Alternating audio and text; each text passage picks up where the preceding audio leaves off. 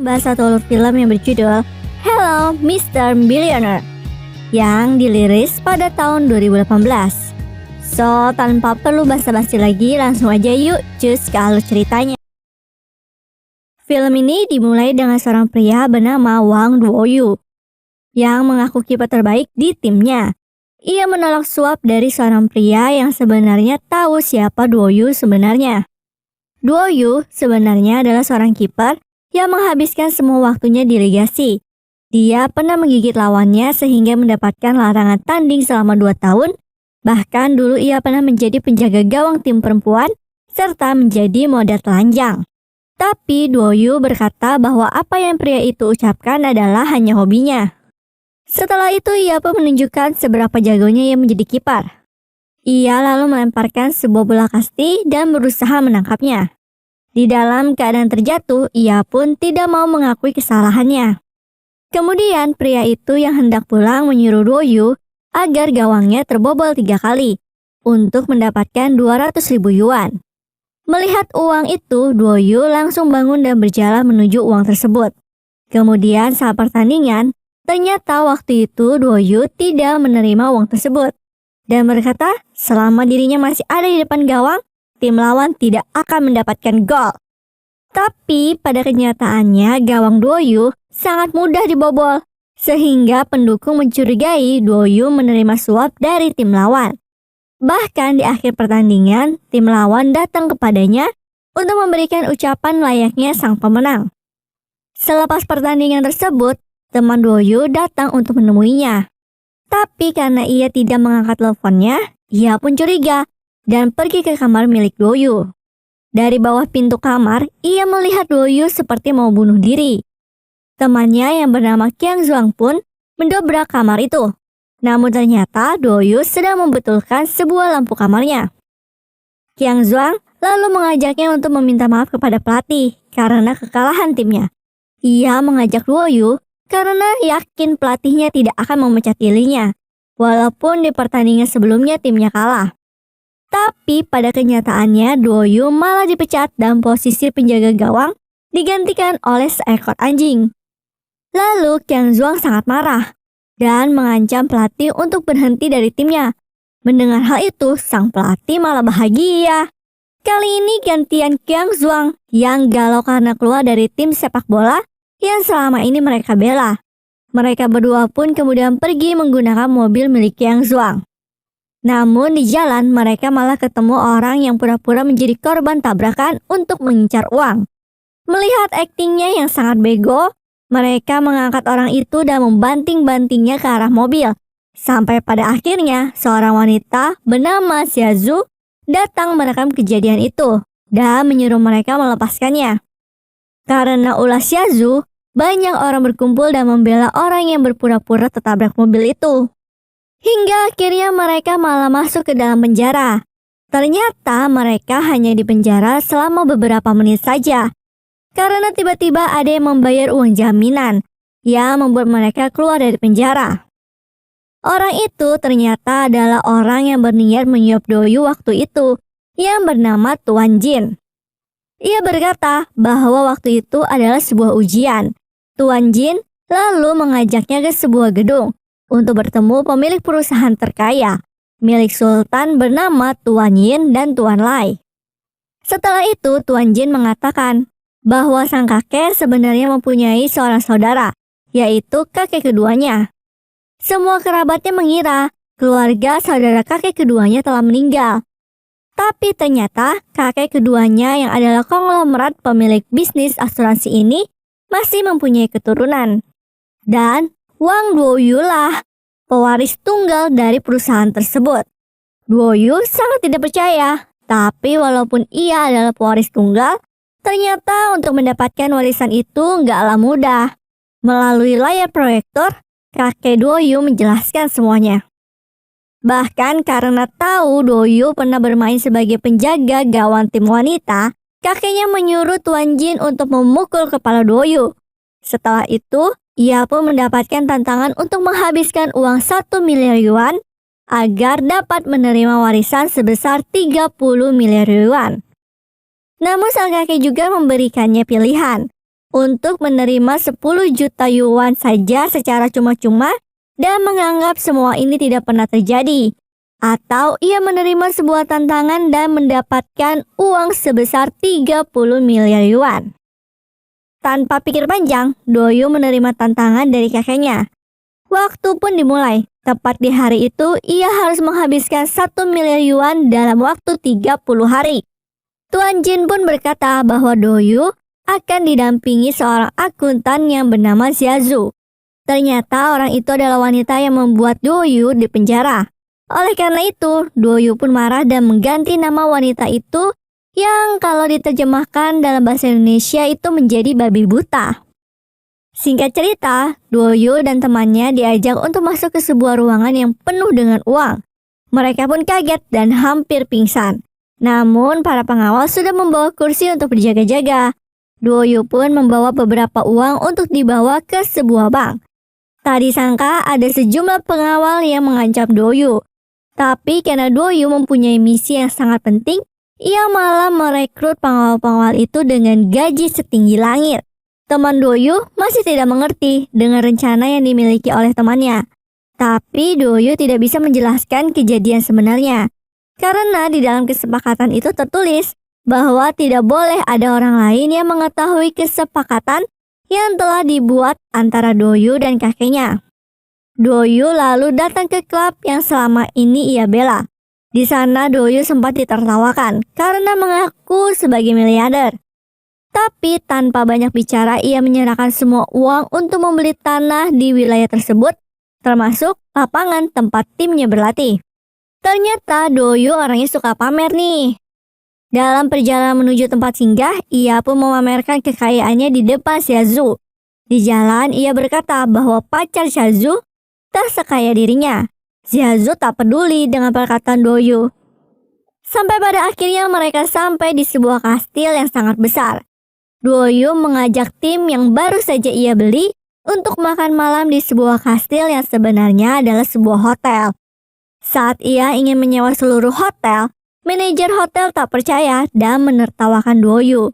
Tapi karena kekayaan Do-yu sangatlah banyak, akhirnya manajer itu menerima Do-yu dan teman-temannya sebulan penuh dengan total biaya 20 juta yuan.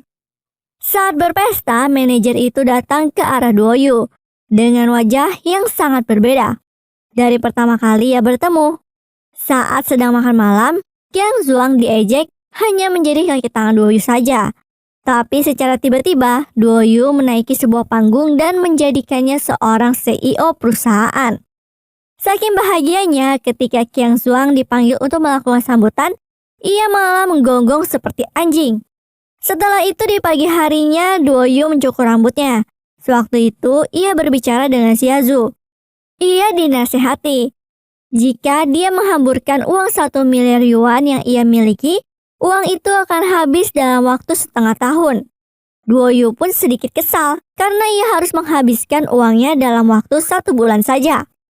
Lalu, Xiaozu mengajak pacarnya datang untuk menjemputnya. Nah, pacar Xiaozu adalah seorang pembicara dengan tema, jangan pernah menjadi budak uang. Awalnya pacar Xiaozu menolak pemberian uang dari Do-yu. Tapi nih ketika ia diberi uang yang sangat banyak untuk membeli seluruh tiket seminar miliknya, ia pun malah menjadi budak Do-yu dan merekrutnya jadi tukang kebun. Sementara itu untuk menghabiskan uangnya, Do-yu kembali melakukan hal gila. Ia mendanai proyek-proyek yang sangat tidak berguna. Hal itu membuat uang Do-yu berkurang sangat cepat. Di pagi hari terlihat Do-yu sedang digoda oleh seorang gadis pemijat. Tapi Do-yu malah menolak ajakannya untuk mantap-mantap. Setelah kejadian itu, Do-yu dan Xiaozu jalan-jalan di taman miliknya. Terlihat Do-yu disapa oleh para pegawai, termasuk pacar Xiaozu yang datang untuk menjadi tukang kebunnya. Melihat pacarnya yang sangat gila dengan uang, Xiaozu memutuskan pacarnya dan meninggalkannya dengan perasaan marah. Sementara itu, Do-yu yang berniat untuk menghabiskan uangnya untuk bermain golf bersama teman-temannya di sana, malah bertemu gadis pemijat yang waktu itu. Ternyata gadis itu adalah suruhan Tuan Yin dan Tuan Lai. Suatu hari, Do-yu mendatangkan seseorang bernama Tuan Lafite yang adalah seorang pengajar bagaimana caranya untuk menjadi sukses. Tapi karena Doyu menanyakan caranya untuk menjadi miskin, ia pun lama-lama marah kepada Doyu dan meninggalkan hotel. Melihat hal itu, Xiaozu sangat marah karena sikap Doyu yang menanyakan hal-hal konyol kepada Tuan Lafite. Xiaozu pun mengejar orang itu sampai keluar hotel. Kemudian terlihat Doyu mengejar Xiaozu yang sedang marah menggunakan mobil. Mereka saling mengobrol. Walaupun Xiaozu lebih banyak memberikan kata-kata kotor pada Doyu, meskipun begitu Doyu berkata pada Xiaozu jika perusahaannya tidak akan bisa berjalan tanpa adanya Xiaozu. Tetapi akhirnya Doyu pun meninggalkan Xiaozu di jalan sendirian. Seperti biasa, di pagi hari Doyu sudah menghabiskan uangnya dengan melakukan hal yang tidak berguna. Namun setelah itu ia mendapatkan berita bahwa investasi yang ia lakukan malah membuatnya menghasilkan banyak uang. Dan tentu saja hal itu membuat Doyu menjadi tidak senang. Sementara itu Tuan Yin dan Lai yang melihat berita dari TV hanya bisa tertawa melihat kelucuan Doyu. Di malam hari saat ia mau membakar uang itu, ia malah bertemu dengan kakeknya yang membuatnya kaget dan terbangun dari mimpinya. Saat ia bangun, Doyu dikagetkan dengan kedatangan Qiang Zhuang yang memperkenalkan rekrutan baru yang bernama Big Brain. Awalnya Big Brain tidak mau digaji dan ia hanya mengambil 10% dari keuntungan yang ia hasilkan. Tetapi Doyu dengan tegas menolak semua permintaan Big Brain. Ia malah menawarkan orang itu dengan gaji setengah juta yuan. Doyu pun ingin merayakan perekrutan baru mereka dengan menggunakan kembang api. Padahal yang sebenarnya ingin ia lakukan adalah menghambur-hamburkan uang. Bertepatan pada hari itu adalah ulang tahun Xiaozu. Ia hanya merayakan sendirian saja di rumah. Tetapi kemudian mantan pacarnya tiba-tiba datang ke rumahnya. Tapi hanya untuk meminta bantuan kepada Xiaozu untuk memberitahu Doyu jika dirinya akan menerbitkan sebuah buku. Mendengar hal itu, Xiaozu menjadi marah dan melemparkan kue ulang tahunnya tepat ke arah wajahnya. Di malam itu, Xiaozu datang untuk menemui Doyu. Karena anak buahnya membelanjakan banyak uang. Tepat di waktu itu, Doyu menyalakan seluruh kembang api di seluruh kota. Xiaozu beranggapan bahwa kembang api itu ditunjukkan untuk merayakan ulang tahunnya. Melihat reaksinya, Doyu pun langsung memberikan selamat kepada Xiaozu. Tetapi kalau dilihat dari ekspresinya sih, Doyu nggak tahu kalau hari itu adalah ulang tahun Xiaozu. Karena sebenarnya tujuan ia menyalakan kembang api hanya untuk menghabiskan uangnya. Tetapi karena hal itu, Xiaozu menjadi jatuh cinta pada Doyu. Setelah kejadian itu, Xiaozu menjadi sangat terkenal. Apalagi Doyu menyewa banyak papan iklan dengan foto dirinya yang sedang bersama Xiaozu. Hal itu membuat Xiaozu harus bersembunyi di dalam toilet untuk menghindari kerumunan. Kemudian Xiaozu menaiki taksi yang ia pesan. Banyak radio yang disewa Doyu untuk mengucapkan ulang tahun kepada Xiaozu. Kemudian di jalan ia bertemu lagi dengan seorang penipu yang berpura-pura sebagai korban tabrakan waktu itu. Seketika itulah Xiaozu berkata kepada Doyu bahwa dia ingin tahu lebih banyak tentangnya. Doyu pun terkejut. Dan di malam harinya, ia menyewa hotelnya untuk mengadakan konser spesial yang ditunjukkan untuk ulang tahun Xiaozu. Kemudian mereka berdua pun menghabiskan waktu bersama. Karena punya niat buruk, Tuan Yin dan Lai merekrut mantan pacar Xiaozu untuk dijadikan rekan. Ia mengatakan semua rahasia Doyu. Awalnya ia menolak ajakan mereka. Tapi karena melihat uang pemberian Tuan Yin dan Lai, ia pun berubah pikiran sambil nyosor ke dada seorang cewek. Di lain hari ketika Doyu dan teman-temannya sedang mengadakan pesta, temannya mengatakan bahwa dirinya mendapatkan uang 1 miliar yuan dari menjual gedung yang ia beli dengan harga murah. Mendengar hal itu, Doyu sangat frustasi karena ia harus menghabiskan kembali uang 1 miliar yuan yang baru saja ia dapatkan. Ia pun memukul Qiang Zhuang dan kembali memikirkan cara untuk menghabiskan uang tersebut. Ia tersenyum kepada Qiang Zhuang dan akhirnya membuka bisnis asuransi lemak dengan hanya membayar 1 yuan saja. Karena ide itu, Doyu sempat ditolak Tuan Yin dan Lai. Mereka beranggapan bahwa Doyu telah melanggar kontrak yang telah mereka buat. Tapi di mata Tuan Jin, hal itu bukanlah melanggar kontrak dan kegiatan itu masih bisa dilanjutkan. Karena ide milik Doyu, semua orang yang ada di kota itu menjadi sering berolahraga. Jadi siapa yang berat badannya turun, ia akan mendapatkan uang dan karena itulah uang Doyu sangat cepat berkurang. Dan ia pun mendapatkan penghargaan karena telah menjadi dermawan di kota tersebut. Ia pun melakukan sambutan dan berkata kepada warga kota untuk mendukung timnya karena akan bertanding melawan tim Heng Tai yang merupakan juara nasional. Keadaan di stadion sangat ramai, tapi terlihat pendukung sangat timpang. Awalnya mereka terlihat lesu, tapi ketika tim Doyu hadir dengan menggunakan helikopter, membuat pendukung tim Doyu kembali bersorak. Pertandingan pun dimulai. Yang Zhuang mempunyai strategi yang membuat tim lawan mendapatkan kartu merah. Tapi bukannya menang di babak pertama, mereka malah kebobolan dengan 8 gol. Di babak kedua, mereka menggunakan taktik tarian lingkaran ular yang mereka pelajari di hotel.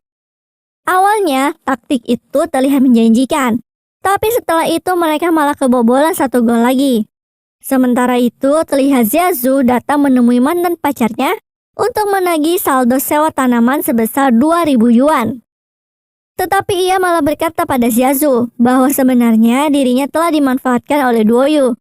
Ia mengatakan semua rahasia Doyu dan ingin membuat dirinya menjadi orang miskin lagi. Ia melakukan hal itu karena sebelumnya telah disewa oleh Tuan Yin dan Lai. Sementara pertandingan masih berlanjut. Bagaikan pertandingan di film Super Shocker, para pemain dari tim Doyu tumbang karena menjaga gawang agar tidak kebobolan. Tendangan terus dilakukan menuju gawang Doyu dan sampai pada akhirnya kedudukan ia tetap bertahan 9-0 di akhir pertandingan.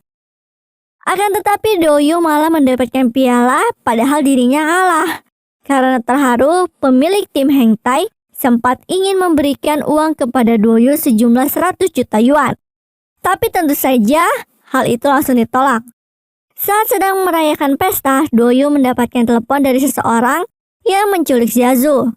Doyu datang ke tempat Tuan Yin dan Lai untuk menginterogasi mereka berdua. Doyu bahkan mengikat kepala mereka dengan kawat dan menyetrum mulut mereka dengan setruman nyamuk agar mengatakan siapa yang telah menculik Xiaozu. Ternyata setelah Tuan Yin dan Lai mengaku, ternyata itu bukanlah sebuah penculikan. Tapi itu adalah ujian yang diberikan oleh Tuan Jin kepada Doyu. Apakah Doyu akan merelakan uang 30 miliar demi melanggar kontrak dengan membayar tebusan 10 juta yuan agar bisa menyelamatkan Xiaozu? Dengan perasaan frustasi, ia menelpon Tuan Jin. Untuk menghabiskan waktu, ia pun malah melakukan karaoke. Setelah itu, Doyu pun datang untuk menyerahkan uang 10 juta yuan kepada para penculik sambil menangis karena harus kehilangan uang 30 miliar yuan hanya untuk membawa Xiaozu. Tapi karena hal itulah membuat Doyu akhirnya lolos dari ujian yang telah diberikan oleh sang kakek. Selain itu, Tuan Jin memberikan rekaman yang telah dibuat kakeknya karena telah menyelesaikan kesepakatan yang mereka buat. Rekaman itu pun ditampilkan kepada Doyu. Di akhir rekaman ternyata ada suatu rahasia yang akan diakui oleh Tuan Jin. Ternyata Tuan Jin adalah istri dari kakek Doyu. Mereka berdua ternyata adalah seorang gay. Karena pengakuan tersebut membuat Doyu dan Xiaozu pun kaget. Kemudian Doyu dan Xiaozu tentu saja menikah. Terlihat mereka menghadiri acara bersama untuk menyumbangkan seluruh kekayaan miliknya. Tapi ketika hendak menandatangani surat tersebut, bayi mereka menendang perut Xiaozu yang menandakan bahwa anak mereka menolak hal tersebut. Oleh karena itu, Doyu dan Xiaozu ingin mengganti kesepakatan dan mengambil sedikit kekayaan miliknya untuk anaknya kelak. Ia mengambil sebuah kertas dan menuliskan kebutuhan anaknya dari bayi hingga dewasa. Waktu pun berubah dari pagi menjadi malam karena banyaknya kebutuhan yang mereka tulis hingga akhirnya film pun tamat. Inti dari film ini adalah hidup jangan jadi serakah atau sombong dengan adanya harta yang banyak. Dan jangan kehilangan hati nurani hanya karena uang. Oke deh guys, mungkin sampai di sini aja ya pembahasan film ini. Sampai bertemu lagi di video-video selanjutnya.